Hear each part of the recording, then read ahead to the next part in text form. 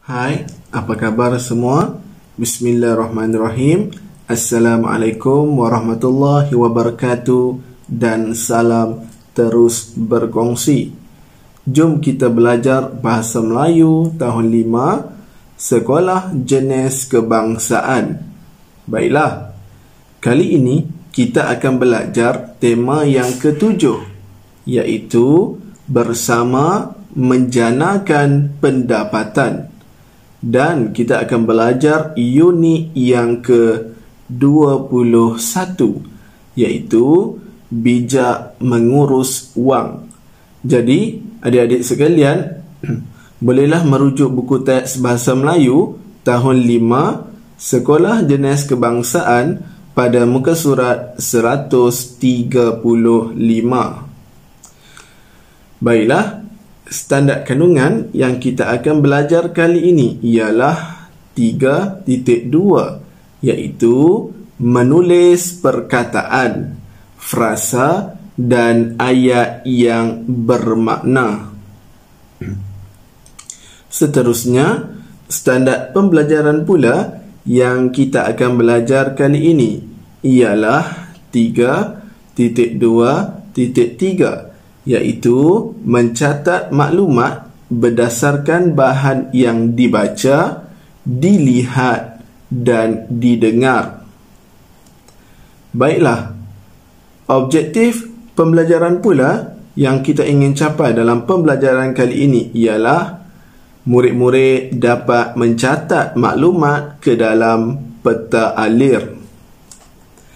Baiklah, jom kita baca bersama-sama petikan ini, iaitu yang bertajuk Lawatan ke Muzium dan Galeri Seni Bank Negara Malaysia.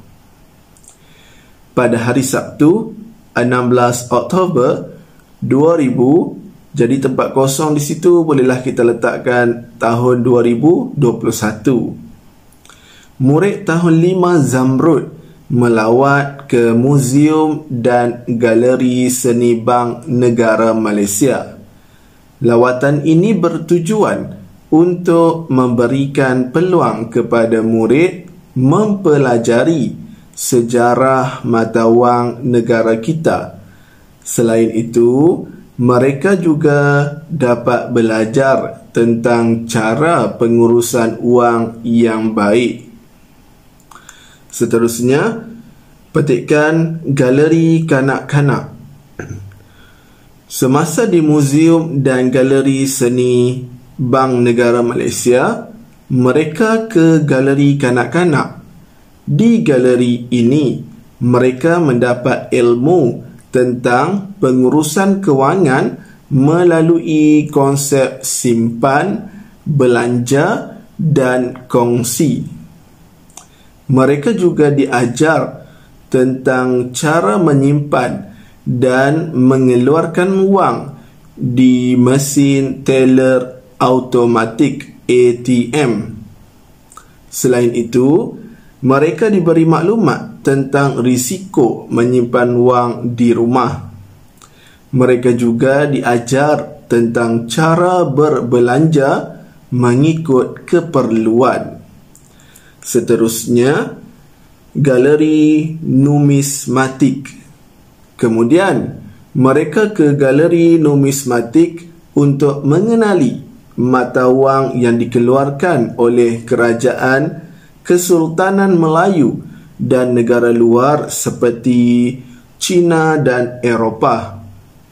Di sini, mereka dapat melihat pelbagai bentuk mata wang yang unik. Ada mata wang yang berbentuk gajah, ayam, belalang dan jongkong timah.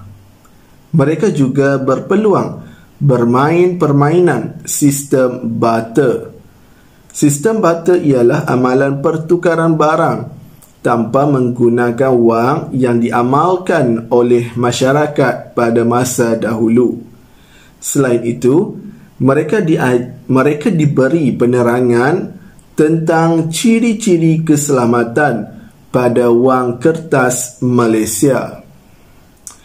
Baiklah, berdasarkan petikan ini, kamu dikehendaki mengisi ataupun menulis maklumat ke dalam bentuk peta alir.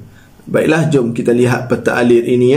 Baik, jadi di sini kita lihat mula-mula lawatan, tempat, tarikh, tujuan telah pun ada pada bahagian yang pertama, iaitu pada ruang yang pertama. Di situ telah dinyatakan tempat, tarikh dan juga tujuan lawatan. Kemudian galeri kanak-kanak juga telah dinyatakan maklumat di bahagian ataupun ruang galeri kanak-kanak. Kemudian galeri numismatik, maksudnya di tempat kedua-dua tempat ini apa yang mereka pelajari telah pun diberi ataupun memang ada dalam perenggan tersebut. Jadi jom kita lihat bersama-sama maklumat yang telah cikgu catat, iaitu yang pertama terlebih dahulu, galeri kanak-kanak. Apakah maklumat yang perlu kamu catat dalam peta alir? Yang pertama, ilmu pengurusan kewangan. Kedua, cara menyimpan wang di ATM. Tiga, risiko menyimpan wang di rumah. Dan empat, cara berbelanja mengikut keperluan. Seterusnya, yang kedua, galeri numismatik. Apakah yang dipelajari oleh mereka? Mengenali mata wang, melihat pelbagai bentuk mata wang, bermain permainan sistem barter, ciri-ciri keselamatan pada wang kertas Malaysia. Jadi, semua maklumat ini kamu perlu catat dalam bentuk peta alir. Jadi itu saja pembelajaran kita untuk kali ini. Diharapkan apa yang kita belajar mampu memberi manfaat, seterusnya membantu kamu untuk meningkatkan penguasaan kamu dalam subjek bahasa Melayu. Semoga kita berjumpa lagi dalam pembelajaran yang akan datang. Sekian, terima kasih, bye-bye.